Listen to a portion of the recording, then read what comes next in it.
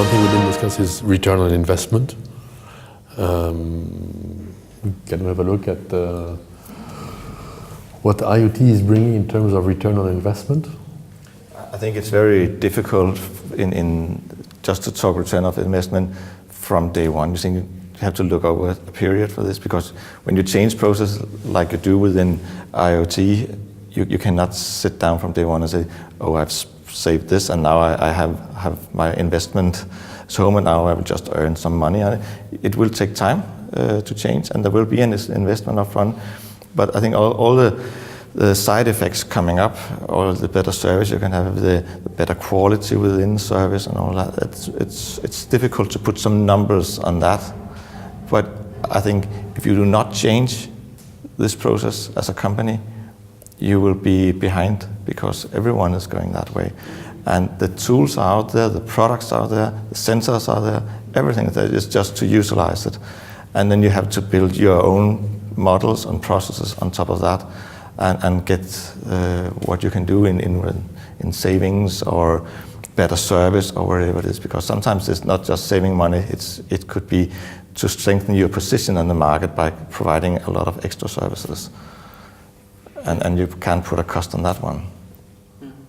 I totally agree on that. I mean, this is because also IoT also brings disruptive changes, and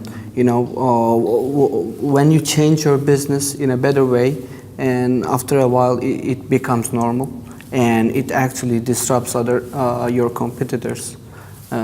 So when we're talking about return of investment, of course, I mean, just to ensure your business could be think like a return of investment in a way, though. Sometimes return on investment could also be that you implement IoT in a certain level. It could be a warehouse, because you need to be in control of some special goods. They're not allowed to be in certain areas. They're not allowed to get out on the roads. And then you have some quality insurance with the IoT that things are not leaving. It could be geofencing or stuff like that. Because if you miss that one and the truck get caught with the police, there could be a huge fee and even worse things that you have to pay for it. So it could also be something that helps you to follow legislation or requirements within security areas. So it's not always saving money. It could also be ensuring you for not being what's it called? To stay on the legal side. Yeah, you stay on the legal side, yes. So you can use IoT to be on the legal side and ensure that you are fulfilling all the requirements and you are compliant with the legislation.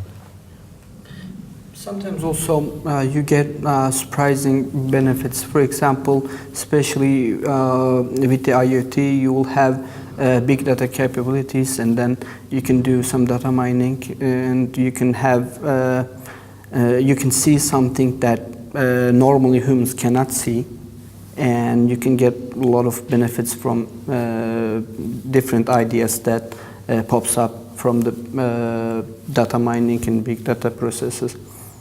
And I think the return on invest is not only money, which is from the expected by the companies. It is only a direction for the company, and also there are side effects, meaning satisfaction of employees, satisfaction of customers, which allows you to invest more into the future. And there's no money on that. You can put a label on it. That's. I don't think you can measure it. You cannot. Yeah. But if you don't do it, you will be able to measure it with not being within the leading group. But of course, if you look at small processes, depending on what status of your digitalized strategy, you can have quick wins with small processes which are within an IoT scenario. Meaning, if you have a possibility to control, let's say, the shelves, then you have an immediate quick win where you can invoice or calculate how many minutes you save per shelf, or how many man days you are more effective afterwards. So I think in certain scenarios you have a concrete quick win which you can calculate. But to get up on a whole direction of IoT, there is a lot of more return which cannot be calculated in advance. Also, I think that's why it's important to become first to do any IoT changes in your business. This is because, I mean, we were talking about we're living in a fast world, and then when you when you change your businesses and then use IoT, and if you sometimes it's really important to become the first one who did it, and your competitors will only follow you. This is because now on it's only mandatory, so you have to also change the business. But the one who did it first always gets the most share actually from the market, so which then makes more return of investment in a way. And if you look at IoT in smaller projects, you will see a return of investment a lot faster. But if you look into the big picture, you cannot always put a label on the return on investment from day one. You have to look at it into a bigger perspective. It could be still the quality, you're closer to the customer, the disruption, and you can put yourself into a nice market position, looking at your competitors. You can be in front of them, you can use the technology to get an advantage. And looking at that, you will in the end have your return on investment by being perhaps one of the only partners or have a fewer partners and competitors on the market. Thank you everybody for participating in this discussion about changing processes with IoT, and also to look into the return on investment by using IoT within the business process. Thank you.